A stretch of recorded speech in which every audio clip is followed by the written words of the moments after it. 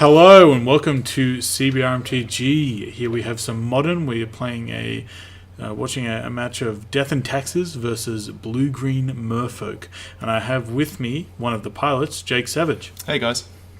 We're going to watch this match, and we're going to see what's going on. Now, Blue-Green Merfolk is a kind of new list that's shown up. So traditionally, we've been having a mono blue take on Merfolk, but Ian's using some of the newer green cards, so stuff like Kumena, the one drop Kumena Speaker that gets +1/+1 if you have a Merfolk, or an island. So with the breeding pool in the deck, it's basically always going to be a 2/2 on turn 1, which is something Merfolk hasn't really had. The one drop of choice is usually Aether Vial or Curse Catcher, and this lets the deck get off to more of an aggressive start. Yeah, I definitely agree with that. Especially Curse Catcher seems to be a bit of an and R card. Sometimes it can be good depending on the matchup, but having an aggressive start out of the gate, I mean, going turn 1 into that, and then turn 2 into a Lord, especially if the opponent has an island, can be quite strong. For sure. I think also Ian's playing the new Merfolk Mistbinder as another Lord to play. I'm not sure if he's doing that in addition to... I assume he's doing that in addition to the Lord of Atlantises and Master of the Pearl Tridents, because as I was saying earlier, just like the Island Walk is usually more relevant than just like the +1/+1, because the deck plays Spreading Seas as a way to disrupt your opponent from really casting his spells. Yeah, that's right. I mean, time will tell. I mean, the deck's still very new on the scene with the new set only being just released. I also play mono blue Merfolk just with Aether Vial, but it seems to be that the Island Walk Lords generally a bit of a better way to get damage through. Yeah, for sure. And you can see you started with an Aether Vial, Ian's Aether Vial, a little bit late on the scene. Yeah, that's usually not where you want to see Aether Vial. I mean, it's still a good thing and it will come through for him eventually, but definitely with a Merfolk list, you definitely want to have that Aether Vial turn 1. It's not too bad with his 1/1 on the battlefield. If he does get a Lord going here, it still will be a decent clock for him, but definitely that Aether Vial for me on turn 1 is definitely going to sweep me up here. Oh, yeah. We can see the Leonin Arbiter also stopping any fetch lands Ian might draw. He has not played a second land, which is unfortunate because that means he can't deploy Lords and he can't keep up with you. Because you're going to keep playing idiots, and his idiot is just going to be brickwalled by this Talair here, unless he can draw an untapped land that isn't a fetch. I mean, his Vial will eventually get him out of that bind, but Merfolk is one of those decks that definitely wants to get out of the gate quickly and get under your opponent before they sort of get on board. Thalia with First Strike here is super relevant against this type of creature as well, being a 2/2. Yeah, we're not too concerned about that. Yeah, for sure. Even the Throb Inspector being a 1/2, like if some of the Lords go away, some of his less powerful Merfolk can't really keep up. And we can see a Spell Pierce rotting in Ian's hand here. Not really going to find any targets in this matchup. Maybe hit an Errant Path to Exile, but with it costing 2, it's just not going to be able to keep up. And Sarah Avenger coming down here. Yeah, so it's a bit of a spice card in some Death and Taxes lists. Some people swear by it. I personally do, especially if you get it off of Vial on 2. Sure. It's just straight gas. It can really turn your opponent's life total to 0 very quickly. Yeah, like being able to play a 3-power flyer on turn 2 is basically why people play Delver of Secrets. And although you have to combine this one with Aether Vial, I think it's still definitely worthwhile. Yeah, absolutely. I mean, even if you draw into it later in the game when you haven't got much going on, 3/3 Flying Vigilance is still a great card for 2. It can sort of give you a board presence where, other cards couldn't. Yeah, it's definitely a relevant body. That 3 toughness can let it block basically all of Ian's X1s that get turned into X2 by the Lords. Yeah, absolutely. So we've just seen me play a Wingmare here. So this is also another spicy addition. It's basically the equivalent of playing 5 Thalias.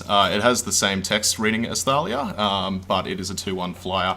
I feel like in the mono white list, flyers are just way too valuable. Yeah, for sure. There are other lists of Death and Taxes, like the Eldrazi and Taxes is definitely a more explosive list at the moment, but I generally opt to go for the white list just for the consistency, and also Flicker Wisp is just super strong on Vial on 3. Yeah, now we're putting it in the end step here. That's right, yeah. Targeting a land, obviously because Ian's already stretched out on lands, being on 2 there, a Flicker Wisp targeting that land is probably going to cripple him even more. Yeah, can you talk about why you did this on end step? Can you explain the interaction there? Yeah, absolutely. So Flicker Wisp on end step, the card I believe reads that the target card that you choose comes back in end step. If you choose to do that on Vial during your end step, it actually doesn't return until their next end step, meaning that they have to end their turn, go to their end step to get the card back. Yeah. Just gives you a little bit more tempo and time just to sort of stabilize and just stop them doing anything nasty. For sure. You're kind of like assembling your own Rishadan port. This being modern, you're unable to access the literal Rishadan port, but Flicker was doing a great impression of what Rishadan port does in that particular instance. Yeah, absolutely. I mean, the deck's got a couple of things that it does in that sense. Leon and Arbiter, in combination with Ghost Quarter, with a tapped-out opponent, basically turns it into a strip mine. There are a lot of powerful cards in the deck that synergize, and this being one of them. Restoration Angel on a Vial, or even with Flash, waiting for them to do something and then holding it up and targeting something often leads to that happening, a bit of a blowout there. But yeah, look, Ian was just trying to return Windman to your hand, but the addition of another 3-power flyer to the board kind of means it's game over time for Ian. Now, in terms of sideboarding, you got not a lot you want to actually bring in, right? Yeah, I mean, Merfolk lists, or any aggressive list really, is kind of the weak point of Death and Taxes. Usually we're not fast enough to get around to them before they can start hitting us for a massive amount of damage. I think in this instant I went for the Even Mind Sensor, and I also think I brought in some Mirror Crusader as well, just for the protection from green has seemed pretty relevant in this matchup. Also, that card can just take away games so quickly with Double Strike 2/2. Definitely. Being able to attack through things sometimes, not super relevant against Merfolk, but against other lists, can definitely be a bit of a silver bullet. Yeah, for sure. I think we can see that flying in this matchup was just like so overpowered. Like, although Ian kind of stumbled a bit, his mana didn't really line up, and you were able to deploy a couple of quick creatures and disrupt him a little bit. Ultimately, the reason people played Merfolk in the past is because all you guys were unblockable, because you would just play a bunch of guys, give them all Island Walk, your opponent was either playing islands or you got to spreading seize them. And you basically did that game plan, except you just played a bunch of flyers. Like a ton of your guys had flying. He was able he was unable to block any of them, so it was basically that same game plan of like play against you guys, your opponent can't block, and they have power, so they're going to hit your opponent and their opponent's going to die. Yeah, I mean the flyers, it depends on your local meta. Obviously, with things like Eldrazi and Taxes, you're relying on Thought Not Seer being a big 4/4 to get through stuff. Some lists even run Reality Smasher to do that job. Yeah. But I sort of feel like with a mono-white list, just being a little bit more consistent and having that flying can sometimes just get you over where you need those 2 or 3 points of damage to get through. For sure. And it's always good to have. There's not a lot of flying going on in Modern in terms of like threats in the air. Like Delver's kind of fallen out of popularity. Even the blue white lists aren't really playing Restoration Angel anymore. Yeah, that's right. You're able to soar over the top of a lot of different decks. And we can see Ian having a hand here with like an island. He's got a Spreading Seas. I think Cumena's Speaker there, the 1/1. Looks to be a Mirror Redray, maybe. You can see on your side we've got a Plains. Yeah, and I think I start with a turn 1 Aether Vial in hand again, which is definitely the one thing we want to see. You want to be. Yeah, it's basically what happened last time, right? Turn 1 Commander Speaker, turn 1 Aether Vial. Yeah, which is both super reasonable plays for both of these decks. I mean, if Ian can get that, like I said, on board with another Lord, and then even potentially a Spreading Seas, that could be very dangerous towards him. Yeah, for sure. Now, can you remember what creature type you've named here with Cavern of Souls? I believe it was human. Fair enough, yeah. Usually we want to get Thalia down. Against this matchup, though, with me knowing that he's running fetch lands, it could have been Cat for Leon and Arbiter. Yeah, for sure. I can't remember, to be perfectly honest. Yeah, well, I think if you did name Cat here, that would behoove Ian to immediately crack this fetch land to find a land rather than wait and maybe get arbitered or get mind censored.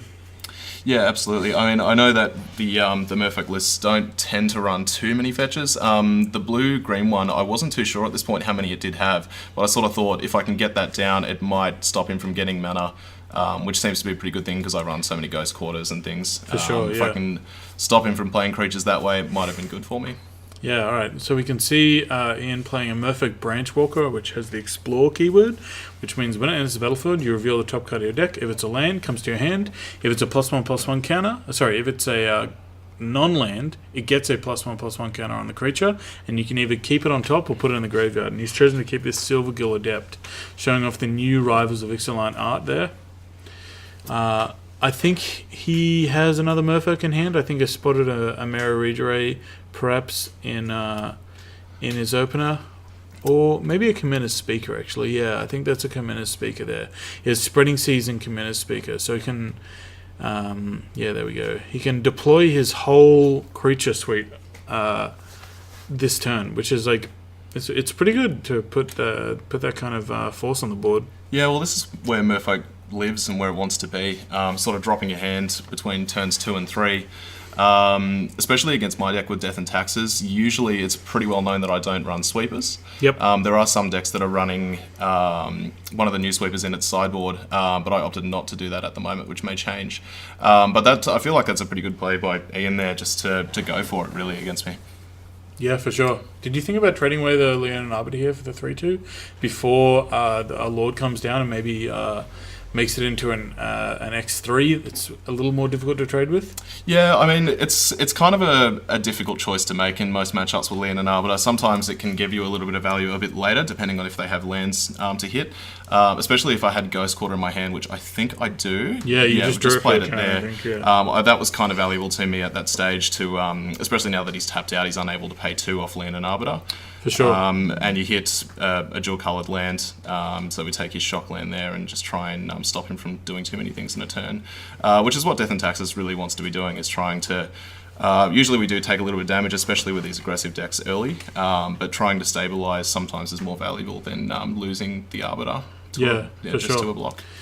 Yeah, unfortunately this Ghost Quarter plan isn't really working out for you. As you can see in Ian's scene, he's got 2 more lands, so there's no real danger of him kind of flooding out here. But Leonin Arbiter definitely doing a bunch of work in this turn, where it stopped, it turned Ghost Quarter into Strip Mine and Path to Exile into kind of better Swords to Plowshares. So it's doing a great job here. The Exile effect on Path to Exile using a Leonin Arbiter, it's just a 1-mana Exile spell with 0 downside, which is very, very nice when they're tapped out. So I believe at this stage I was kind of just taking the damage at this point, seeing if I could draw into something relevant. For sure. I don't believe I had anything going on in my hand at this point. That clue token on the battlefield, though, I was kind of relying on that as well. Yeah, for sure. Well, you're currently locked at a white mana, which isn't too much of a big deal with an Aether Vial in play, but I think you have a even Mind Sensor and a Restoration Angel, and also a Horizon Canopy, which is again a source of white mana, so albeit painful. Yeah, absolutely. So we can see the Vial ticking up to 3 there, just for even Mind Sensor. It can sort of catch people out when they go to fetch. Usually searching the top 4 doesn't bring up much results, so yeah, for sure. I like to keep that on, and sometimes even just playing it during their end step as a 2/1 flyer can be a relevant clock sometimes. Yeah, definitely. But yeah, just holding it up on that Vial. I mean, Vial on 3 in this deck is usually the sweet spot of where it wants to be, containing Flicker Wisp, or that Aven Mindset there, or even sometimes a Mirren Crusader as well, to surprise them and get a bit of damage through there. Something I've seen in Death and Taxes list before is 3 mana Thalia. Now I don't. You're not playing any, is that correct?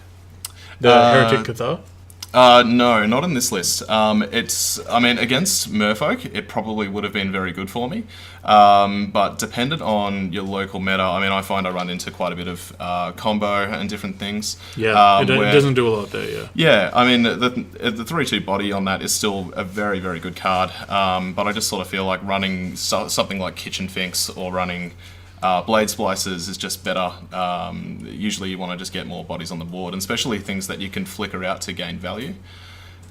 Is generally a pretty nice thing to do. Yeah, for sure. So I think at this point we've gone to combat. I've decided to path away his Regery, and then in response to that, activate Vial and put in an even Mind Sensor so that he's unable to search his library under the top 4. These are the sort of nice little things that Death and Taxes can do. It's very much a surprise deck of trying to catch people off guard. At this point, pretty sure Ian is sort of just reacting to it, and I think he looks at the top 4 and is unable to find, which is where Death and Taxes wants to be. Yeah, for sure. And now you're able to kind of see if you want to. I'm pretty sure you want to block and trade here. Is that would you agree with that? Yeah, I think that's the option I went for here. Yep. Yeah, I did. Yep. So yeah, nice little sequence there just to try and clean up the board a little bit. Especially with Merfolk, a lot of the times if you manage to clean up the board late game, it can be difficult for them to get back on board and get those attackers through again. So this is definitely where I want it to be. Yeah, one of the perfect draws here. You have you've drawn a Blade Splicer with that Restoration Angel in hand. So good. Yeah, it is just plain value, especially with that Vial on 3 and the Restoration Angel waiting with Flash. Yep. You kind of just watch to see what they do, and then just surprise them end turn and hope that they attack into you, and then you can swing back for a lot more damage. So we can see here that he's tried to get rid of my Vial. So in response to that, I've put that Blade Splicer on the battlefield there. Which means that he also can't attack this turn, and you get to end of turn play your guy, flicker the Blade Splicer anyway. So you've gone from having 0 creatures in play to now having, 10 power worth of attackers? I believe that's where the math is, yes. It's Restoration Angel is one of those cards where a lot of decks run 3 to 4 of them. I think I drew another one off the top here as well, which is a very good draw for me at this point, having the Blade Splicer. It's just, a bit of a runaway at this point. Yeah, I used to play Blade Splicer back in Standard, Blade Splicer and Restoration Angel in the same deck in Standard, and it was very, very good there. Yeah, definitely. Even with things like Flicker Wisp or anything, some decks run Eldrazi Displacer as well, which I opted not to because sometimes making colourless mana can be a little bit of a pain. It can be a little bit difficult. But when you get that online with the Blade Splicer on the battlefield, it can get pretty gross pretty quickly. So we can see Ian here just coming in just to get a bit more damage on board. At this stage I had flying in the air and first striking golems, so he didn't really have any reasonable blocks. At that point he decides to put up the hand. Yep. It seemed Ian flooded out a little bit at the end, and Merfolk suffers from the fact that all of its creatures individually are kind of poopy. Like they're all like... They pass the vanilla test technically, but you need a bit more than that in these modern constructed formats than to just be like an okay rate kind of thing.